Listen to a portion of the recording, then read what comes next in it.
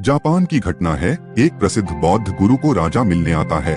राजा की आदत थी कि किसी भी बौद्ध भिक्षु को मिलता था उनसे वह हमेशा कुछ ना कुछ उल्टे सीधे प्रश्न करता रहता था और बहुत सारे भिक्षुओं से मिलने के बाद में कई बार किताबों में लिखा हुआ जवाब मिलता था तो कई बौद्ध भिक्षु कोई जवाब ही नहीं दे पाते थे। लेकिन इन बौद्ध भिक्षु में कुछ विशेष बात थी। वह बात यह थी कि यह बौद्ध भिक्षु बहुत ही ज्यादा व्यावहारिक थे, प्रैक्टिकल थे और उनके व्यवहार और प्रैक्टिकल होने के वजह से बहुत सारे लोग इन बौद्ध भिक्षु से प्रभावित थे और इनका जीवन से संबंधित जवाब बिल्कुल सटीक होता था। तो राजा इनसे मिलने आया और बहुत अधिक खुशी से प्रश्न किया कि आपके भीतर में कोई ज्ञान का दीपक प्रज्वलित हुआ है।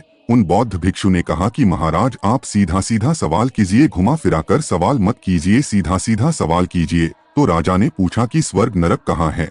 नरक कहाँ है? कल्पना कौन सी है? यह स्वर्ग वास्तविकता में है तो कहाँ है? नरक है तो कहाँ है? मैं जानना चाहता हूँ। जब यह राजा बौद्ध भिक्षु से मिलने के लिए आया तो वह उन भिक्षु के सामने औपचारिक रूप से झुका, मतलब उनके सामने झुकने के बावजूद भी राजा झुका नहीं। शरीर उसका झुका था, हृदय से नहीं, भावनाओं से नहीं, शुद्धता और पवित्रता से वह झुका नहीं था, केवल शरीर से झुका था और मन से नहीं झुका। बौद्ध भिक्षु ने उनके प्रश्न का उत्तर देते हुए कहा कि तुम बड़े बेहुदा किस्म के राजा हो। तुम पूछते भी सवाल ऐसे जैसे कोई भिखारी पूछ रहा है, जैसे तुम्हारे दरबार में तुम्हारा दरबारी होता है, उससे भी गई बीती हालत में तुम प्रश्न कर रहे हो। ऐसा भिक्षु के कहने पर राजा को बड़ा गुस्सा आया। राजा क्रोधित हो उठा और राजा ने निकाली अपनी मयान से तलवार। जैसे ही तलवार मयान से आधी बाहर निकाला वैसे ही बौद्ध भिक्षु ने बोला, रुकिए महाराज, यही वह नरक का द्वार है जिसके बारे मुझसे आप पूछ रहे थे।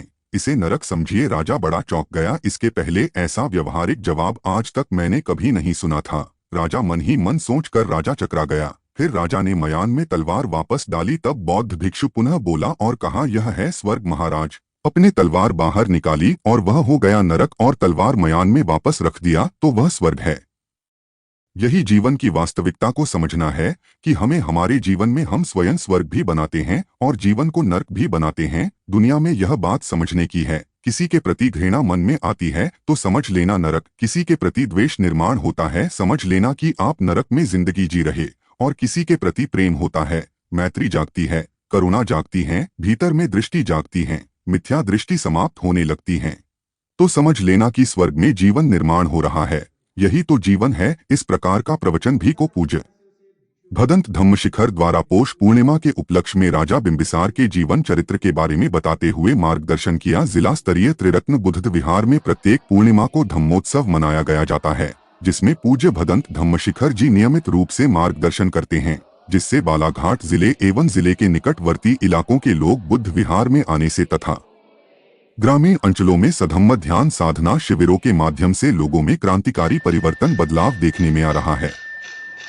कार्यक्रम सफल बनाने हेतु से त्रिरत्न बुद्ध विहार के संरक्षक उपासक के एल तिरपुड़े, सामाजिक क्षेत्र के महिलाओं में जनजागृति लाने वाली उपासिका रंजिता गजभिये, बहुजन संघ के अध्यक्ष उपासिका शोभना मेश्राम, त्रिरत्न बुद्ध विहार की संरक्षक उपासिका वंदना रंगारे, समता सैनिक दल मध्य प्रदेश प्रांत के उपाध्यक्ष उपासक इंजीनियर NR डोंगरे, समता सैनिक दल के उपासक मुनेश्वर घरडे। कार्यक्रम का मंच संचालन उपाध्यक्ष उपासिका अंजीरा तानसेन वाहने ने किया। परित्राण पाठ प्रमुख उपासिका मीना गोंडा ने, शांता गजभिये, राजेश्री रंगारी, मंजू बारमाटे, नर्मदा गजभिये, कल्पना डोंगरे, मीरा रंगारे, मानतना खांडेकर, ज्योति घोड़ेसवार, सुक्रंभा कामदे, अनुसुईया तिरपुड़े, कोषाध्यक्ष बहुजन संघ, एकता मेश्राम, उपासिका चंद्रकला कामदे, संगीता चौरे इत्यादि लोगों द्वारा कार्यक्रम को सफल बनाने में अथक परिश्रम किया गया।